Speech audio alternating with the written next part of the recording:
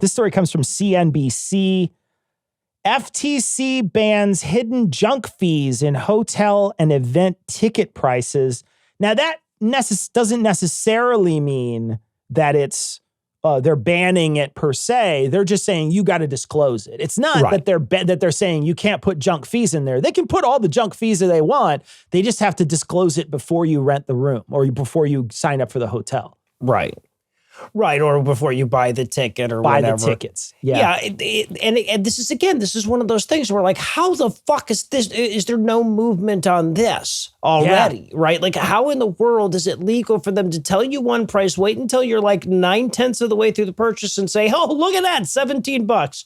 Where the fuck did that come from? Right? But yeah, you owe us another, like all of that shit. Yeah, my wife and I, we were trying to like plan our trip to Sedona. We took a big vacation out to the Grand Canyon and we saw Sedona. It was a great trip. But the whole time I'm trying to figure out how much anything costs, and it's an impossibility.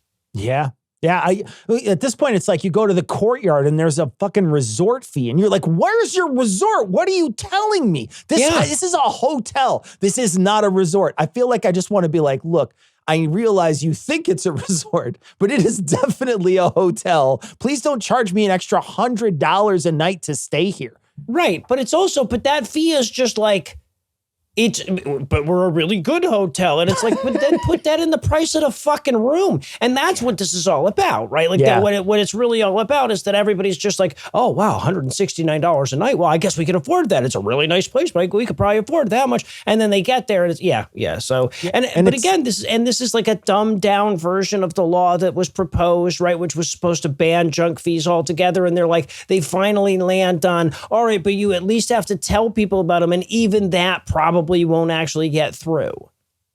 It's funny because when you talk to people from other countries and they come here and they're like, wait, I don't pay the same price as what is on the wall for this thing because they have sales tax already written in, right? Right. If they say $100 in another country, in most other countries, you walk up and it's $100. That's it. That's the price. Here, depending on where you're at, my city could be very different from Chicago. I was paying 8% tax in Chicago, paying 6.5% out here. So it's either $106 or it's $108, but it's not $100.